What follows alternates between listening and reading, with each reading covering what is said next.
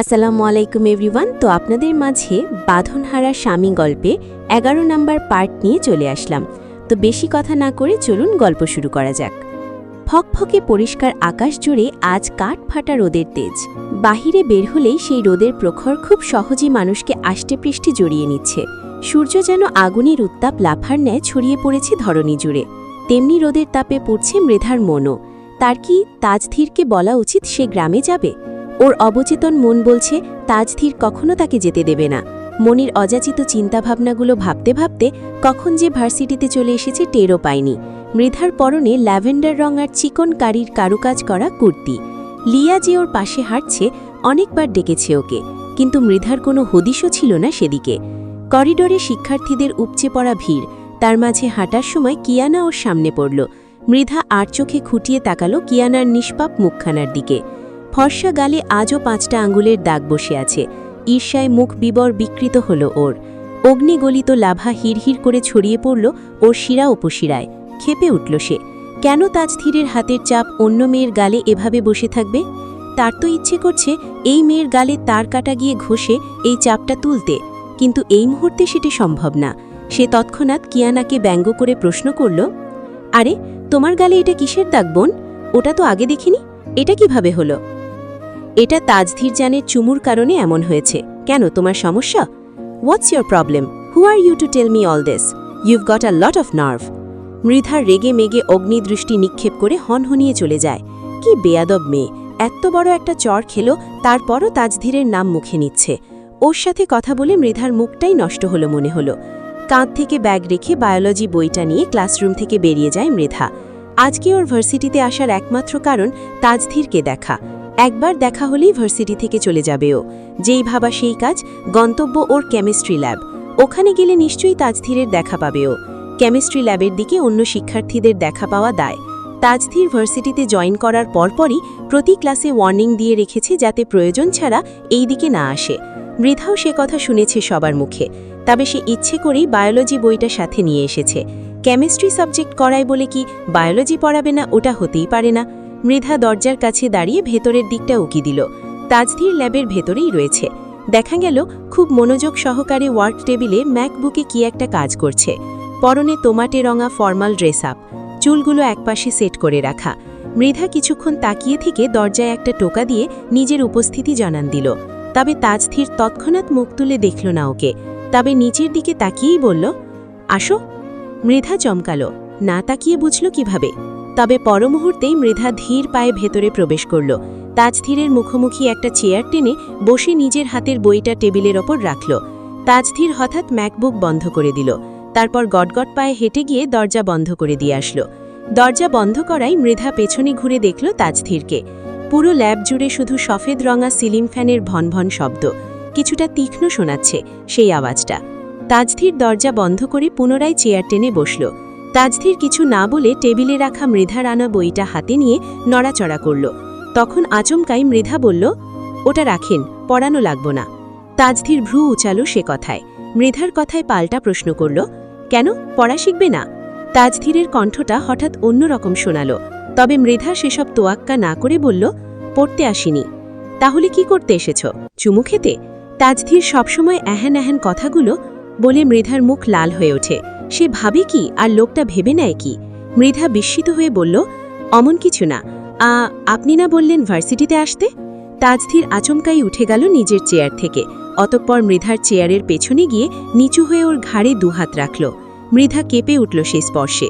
লোকটার হঠাৎ হঠাৎ স্পর্শগুলোতে শ্বাস প্রশ্বাস থিতিয়ে আসে ওর, ভেতরের সব কিছু গুলিয়ে আসে। বুকের ধুকপোকানি বেড়ে যায় তড়িৎ গতিতে।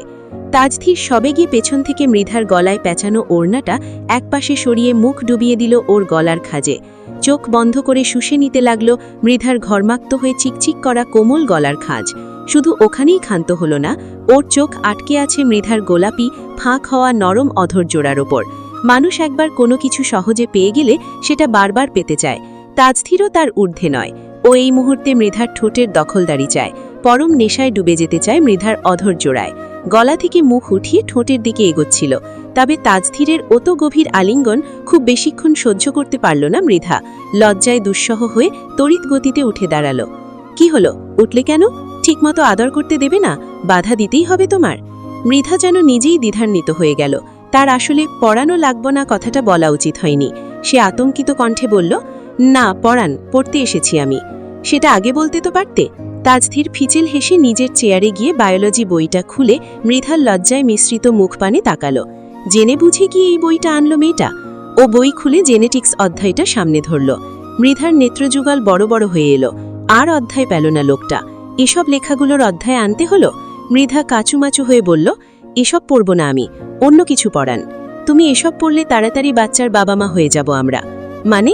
মৃধা যেন বুঝতে পারেনি, এমনভাবে ভ্রু কুচকে পাল্টা প্রশ্ন করল। মানে বুঝো না? আপনি দিন দিন অসভ্য হয়ে যাচ্ছেন। কি অসভ্যতা আমি করেছি? এখনো কিছু করেছি? তার আগেই এ কথা।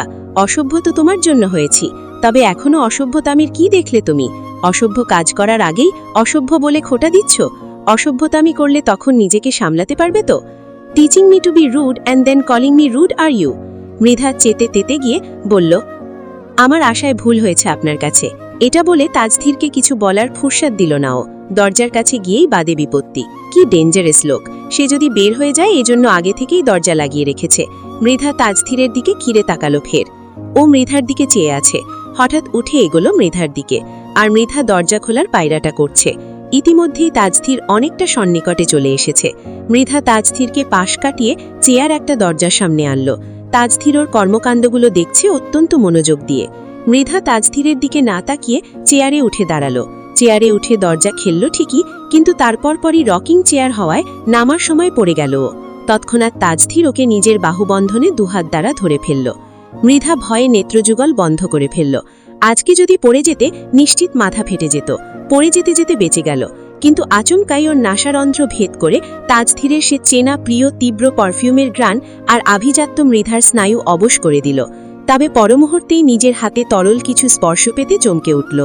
তড়িগড়িকে সেদিকে তাকালো। ওর ওড়নার হুক তাজধীরের হাতের তালুতে গেঁথে গিয়ে সেখান থেকে টপটপ রক্ত বেরোচ্ছে, কিন্তু লোকটার সেদিকে কোনো খেয়ালই নেই। বরং সে মৃধাকে চেঁচিয়ে বলল, কোনো কাজই ঠিকমতো করতে পারো না? এখন আমি না থাকলে পরে কি অবস্থা হতো একবারও ভেবেছ? মৃধার কানে কোনো কথা যাচ্ছে কিনা আদতে কে জানে। ও তাজধীরের হাত থেকে হুকতে বের করে আনলো। তাজধীর একবারও উহু শব্দটাও করল না। মৃধা একবার নিজের জায়গায় ভাবল, গা শিউরে উঠল ওর। এতগুলো রক্ত বেরোলো আর লোকটার কোনো হুদিস নেই? কি কেয়ারলেস লোক! কি ভাবছ? ভাবছি আপনি কতটা হার্টলেস লোক। আপনার কি ব্যথা লাগেনি একটুও? তোমার জন্য সব ব্যথা ফিকে যান। ওদিকে তাজধীরের হাত থেকে অনবরত রক্ত বেরোচ্ছে। হুকটা বেশ ভেতরেই ঢুকে গেছে। মৃধা কি করবে ভেবে না পেয়ে তাজধীর কি বলল একটু থুথু দিতে ওর হাতে, যাতে সেটা লাগিয়ে দিলে রক্ত বন্ধ হয়ে যায়। কিন্তু তাজধীর করল না, বরং সে মৃধাকে বলল মৃধা নিজেই দিতে। মৃধাও আর কি বা করবে, যতই হোক তার স্বামী হই। সংকোচ বাদ দিয়ে লাগিয়ে দিল। দুপুর 11:30। মৃধা কিছুক্ষণ হয়েছে ব্যাগ নিয়ে ভার্সিটি থেকে বের হয়ে পড়েছে। ইতিমধ্যেই বাবা 2-3টে কল করে ফেলেছে। বাবা নাকি হোস্টেলের নিচে দাঁড়িয়ে আছে, ভার্সিটিতে আসতে চেয়েছে, কিন্তু মৃধা না করে দিয়েছে। সে এক্ষুনি আসছে বলে। নীলা ওকে আসতে দিতে চায়নি। মৃধা এক প্রকার বুঝিয়ে সুঝিয়ে বের হয়ে এসেছে ভার্সিটি থেকে। বাবার সাথে চলে যাওয়ার আগে শেষবারের মতো তাজধীরকে দেখে গেল। কিন্তু তার বিশ্বাস তারা আবার এক হবে, দেখা হবে। আচ্ছা, তাকে না দেখলে কি তাজধীর খুঁজবে? তাকে না দেখে থাকতে পারবে কি? ভুলে যাবে না তো? ওসব হাজারখানিক চিন্তা ওর মস্তিষ্ক জুড়ে ভারী দিল। কোনো রকমই হোস্টেলের কাছে আসলো। বাবাকে সত্যি দূর থেকে দেখে সেদিকে এগোলো। কাছাকাছি আসতেই মৃধার কপাল কুঁচকে উঠল। বাবাকে একটু স্বাভাবিক লাগলো না ওর। ভীষণ চিন্তিত দেখাচ্ছে। সব ঠিক আছে তো? চলবে তো? আজকের গল্পটি শেষ হয়ে গেল। তো পরবর্তী পার্ট পেতে আমার চ্যানেলটি অবশ্যই সাবস্ক্রাইব করে রাখবেন। তো পরবর্তী পার্ট এই চ্যানেলেই পাবেন। আর গল্পটি কেমন লাগলো তা অবশ্যই কমেন্ট করে জানাবেন। সবাইকে ধন্যবাদ।